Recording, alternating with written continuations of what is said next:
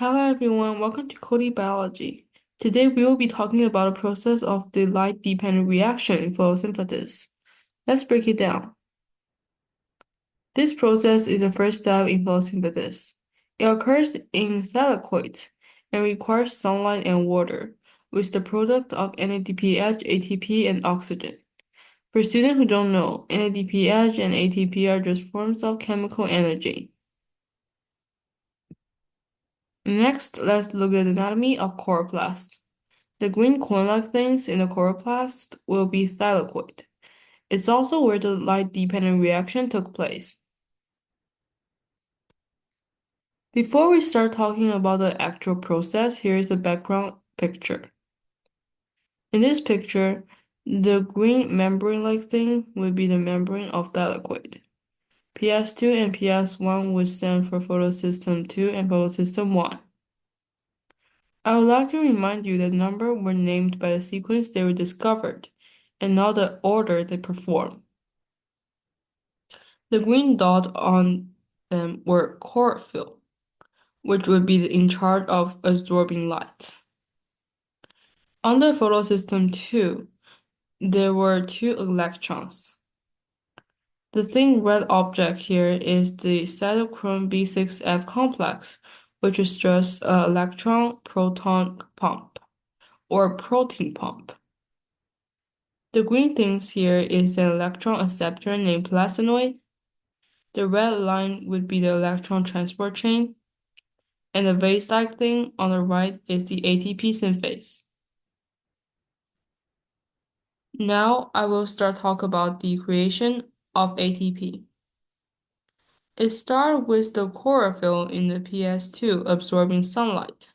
This causes the electron in the PS2 to be extremely energized and move on to the electron acceptor named plastinoid.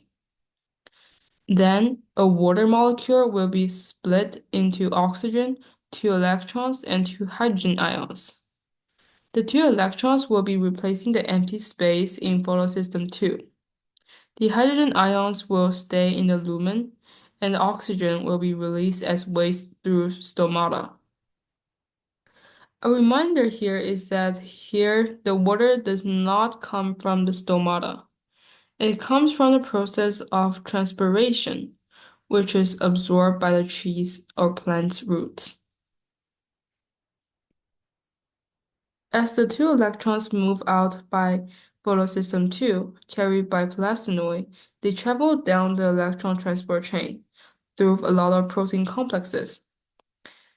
And the energy they releases will be passed on to the protein pumps. The protein pumps cytochrome B6F complex will use the energy to pump in hydrogen ions from the stroma to the thylakoid.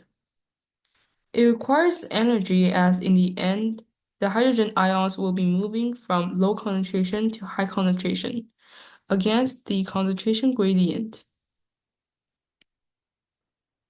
After the hydrogen ions are pumped into the thylakoid, the proton flow back through ATP thin phase from the thylakoid lumen to the stroma.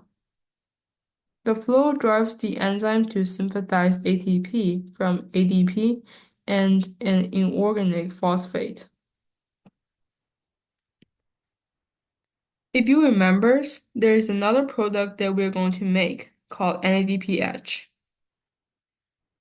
After the process of creating ATP, there will be two electrons in photosystem 2 and two electrons in photosystem 1. When photosystem 1 absorbs energy, the two electrons in it will be re-energized, escaping photosystem 1. The two electrons will move down the rest of the electron transport chain. At the end of the electron transport chain, the electron carrier NADP plus will carry the two electrons along with one H plus ions, which is the hydrogen ions, reduced and become NADPH. This process will start again when photosystem 2 absorb light energy again, making the two electrons energized and move out the photosystem to photosystem 1. In summary, light-dependent reaction is the first step in photosynthesis. They use sunlight energy and water to create ATP, NADPH, and oxygen. Photosystem 2 will be in charge of making ATP, and photosystem 1 will be in charge of making NADPH.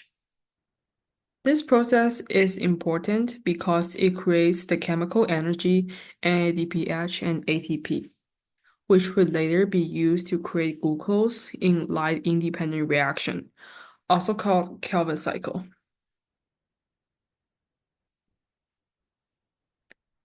Thanks for listening. I hope this helped make the light-dependent reactions a little clearer. See you next time in Cody Biology.